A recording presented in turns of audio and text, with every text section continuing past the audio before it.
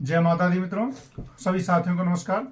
सिंह लग्न और सिंह राशि वालों के लिए जनवरी में प्रकृति में क्या क्या गोचर में कैसे योग बन रहे हैं, उन लोगों को जो सिंह लग्न के हैं या सिंह राशि के हैं क्या क्या लाभ मिलने वाला है, किन चीजों से आपको सावधान रहने की जरूरत है और आपके सिंह राशि वालों के साथ क्या क्या चीजें होती हैं, ये सारी चीजें इस वीडियो में मैं आप लोगों को बतलाने वाला हूं।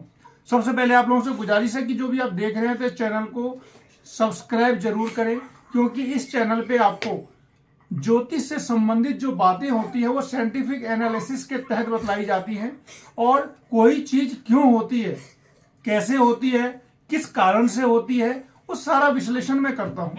तो बात करते हैं सिंह लग्न की और सिंह राशि की। मित्रों, लग्न और राशि में कंफ्यूज नहीं होना है। जिनके पास अपनी कुंडली कंफर्म पता है, अगर आपका लग्न सिंह है तो वो सिंह से देखें। अगर किसी को अपना लग्न के बारे में जानकारी नहीं है और वो केवल राशि से अगर नाम से जानना चाहते हैं तब वो राशि फल या फिर राशि से देख सकते हैं। वैसे अधिक प्रिडिक्शन जो होता है वो लग्न से अधिक मिलता है। अब बात करते हैं सिंह लग्न की। सिंह का जो स्वामी होता है वो होते हैं सूर्य, और सूर्य काफी बली होते हैं, प्रशासन एडमिनिस्ट्रेशन के जो हेड होते हैं। और कुंडली के अंदर में अगर कहा जाता है किसी की भी कुंडली हो, ऐसी बात नहीं, किसी भी लग्न की कुंडली हो, किसी भी राशि की कुंडली हो, और अगर सूर्य मजबूत है तो हर हाल में प्रशासन के क्षेत्र में लेकर जाता है। तो सूर्य और चंद्रमा दोनों जो हैं वो प्रशासन के कारक हैं, और वो सूर्य आपका लग्नेश है। तो सबसे पहली बात कि सूर्य का बलवान होना आपके लिए अत्यंत जरूरी है। यानी कि सूर्य आपका जितना ज्यादा बलवान रहेंगे उतना ही ज्यादा आपको फायदा होगा, और सूर्य जितना ज्यादा कमजोर रहेंगे उतना ही ज्यादा जीवन में आपको संघर्ष मिलेगा। सूर्य कमजोर कब होते हैं? आप अपनी कुंडली में देख सकते हैं कि केवल सूर्य और चंद्र को ग्रहण योग लगता है। तो अगर किसी की कुंडली में सूर्य को ग्रहण योग लगा हुआ है, यानी कि सूर्य अगर राहु या केतु से दृष्ट हैं या फिर राहु या केतु के साथ हैं तो ग्रहण योग लगता है। तो इस परिस्थिति में क्या होता है, सूर्य कमजोर हो जाता है, फिर सूर्य से संबंधित उपाय करने होते हैं। अभी अगर मैं बात करूं 2024 का जो जनवरी का महीना है उसमें सूर्य देव अभी आपके धनु राशि में है, धनु राशि में है, और वो 14 जनवरी को मकर संक्रांति के दिन मकर राशि में प्रवेश करेंगे। मकर संक्रांति जो होती है सभी लोग जानते हैं कि मकर संक्रांति यानी कि सूर्य का मकर राशि में प्रवेश। तो अभी तो वो धनु में है, वो मकर में जाएंगे, और धनु में है, साथ ही साथ उनके साथ मंगल भी बैठे हुए हैं, यानी कि सूर्य और मंगल दोनों के दोनों धनु राशि में है, साथ ही साथ पंचम भाव में है, और साथ ही साथ सूर्य और मंगल दोनों आपके लिए कारक प्लेनेट हैं। सूर्य आपका लग्नेश है और मंगल आपका जो है प्रबल बली राजयोग कारक, यानी कि केंद्र का भी स्वामी और त्रिकोण का भी स्वामी।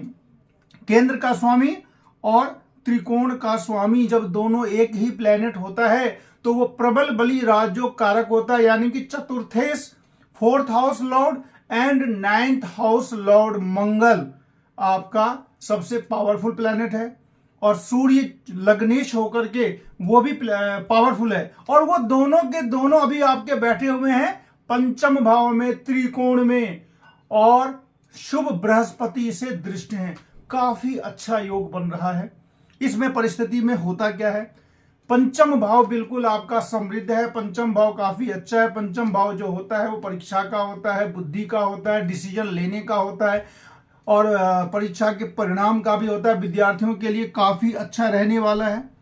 और मंगल आपके 30 दिसंबर से लेकर के 7 फरवरी तक धनु में रहेंगे, यानी कि अभी धनु में दोनों की जो युति है वो बृहस्पति से दृष्ट है। तो ये जनवरी का महीना इस मामले में काफी अच्छा रहने वाला है। मंगल और सूर्य आपको जो भी पढ़ाई लिखाई से संबंधित हो गया, जॉब से रिलेटेड हो गया, इन सब चीजों में काफी फायदा देने वाले हैं। लेकिन साथ ही साथ सूर्य जब आपके मकर राशि में जाएंगे 14 जनवरी के बाद, तो उस समय परिस्थिति ये बनेगी कि पंचम भाव में मंगल, दूसरे भाव में सूर्य और तीसरे भाव में शनि, यानी कि एक लाइन से 3 प्लैनेट, क्रूर प्लैनेट एक लाइन से 3 अलाइंड हो जाएंगे।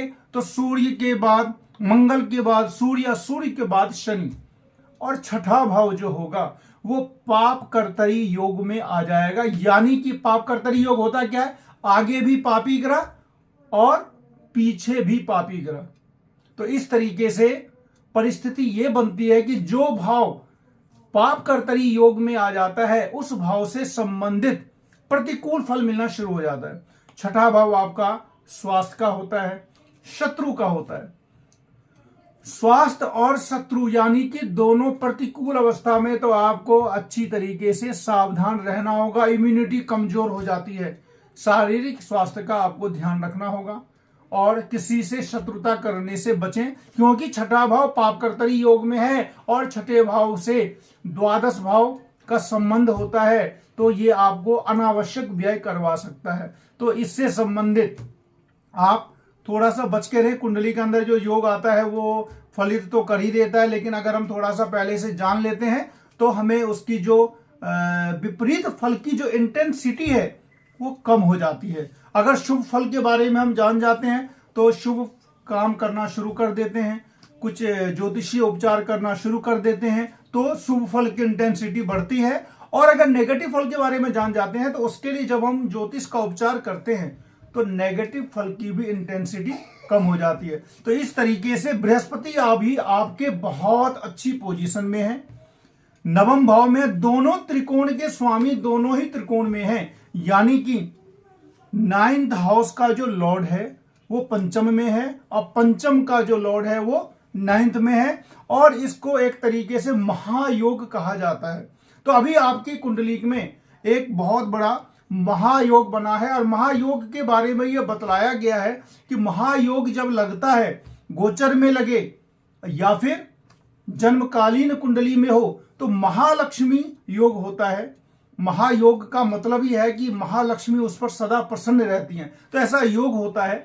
तो इस योग से जो आर्थिक स्थिति होती है वो सुदृढ़ होती है। तो मित्रों, कुंडली के अंदर में क्या होता है, पॉजिटिव योग भी आ रहे हैं, नेगेटिव योग भी आ रहे हैं। नेगेटिव योग जब आता है तो उसकी इंटेंसिटी ज्यादा होती है, तो उसका थोड़ा उपाय करना होता है। तो उस नेगेटिव योग को आप कम करें और पॉजिटिव जो आपका योग बन रहा है उसके लिए कुछ ऐसा उपाय करें ताकि वो आपके साथ ज्यादा से ज्यादा आप उसको फल भोग सकें। अपने स्वास्थ्य का आपको ध्यान रखना है।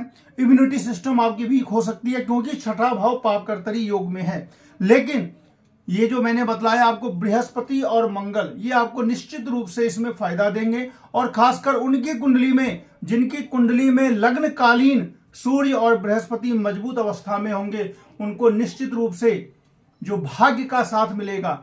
और पंचम जो होता है वो संतान का होता है, बुद्धि का होता है। नवम भाव जो होता है वो भाग्य का होता है। तो इन दोनों चीजों से आपको हर हाल में फायदा होने वाला है।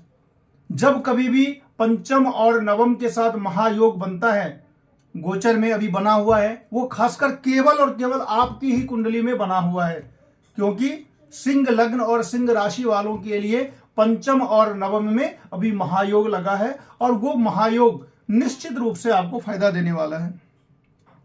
इसके बाद ये आ जाता है कि जो पंचम भाव होता है वो प्रेम का भी होता है, और सप्तम में आपके शनि बैठे हुए हैं स्वगृही होकर के पंच महापुरुष योग बनाए हुए हैं काफी दिनों से। और सप्तम भाव में हालांकि शनिदेव अगर बैठे हैं तो जो जिनकी शादी नहीं हुई है उनके लिए थोड़ी सी परेशानी हो सकती है, लेकिन अगर आपकी शादी हो चुकी है तो किसी भी प्रकार का ज्यादा परेशानी नहीं है। हाँ, साथ ही साथ इसमें एक और योग बन रहा है, लव मैरिज योग, क्योंकि पंचमेश और सप्तमेश में एक प्रकार से संबंध आया है।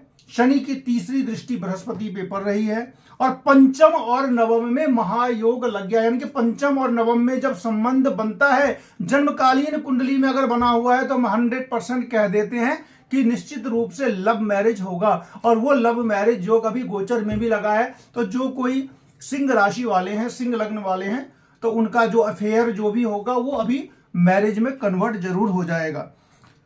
सबसे अच्छी बात यह है कि आपको सूर्य के लिए सावधान रहना होगा, क्योंकि अभी 14 जनवरी के बाद जब सूर्य छठे भाव में जाएंगे तो वहां पे सूर्य पाप कर्तरी योग में चले जाएंगे, आगे शनि और पीछे मंगल। तो इसके लिए आप सूर्य भगवान को अर्घ देते रहें और बृहस्पति आपके काफ़ी अच्छे हैं। और पूरा जनवरी आप जो एफर्ट लगाएंगे उसमें भाग्य आपका निश्चित रूप से साथ देने वाला है। और इसके साथ ही अगर आप और भी ज्योतिष का जो भी और भी राशि का अगर आप वीडियो देखना चाहते हैं, और इसमें मैं जो एनालिसिस करता हूं वो कंप्लीटली मैथमेटिकल एनालिसिस करता हूं और आप लोगों को बतलाता भी हूं कि ऐसा अगर हो रहा है तो किस योग की वजह से हो रहा है और इस योग का फल क्या है, तो निश्चित रूप से इस चैनल को सब्सक्राइब जरूर करें। आप लोगों का भरपूर प्यार मिल रहा है, आप लोग काफी वीडियो देख रहे हैं, काफी अच्छा लग रहा है। फिर मिलते हैं नेक्स्ट वीडियो में, तब तक के लिए नमस्कार।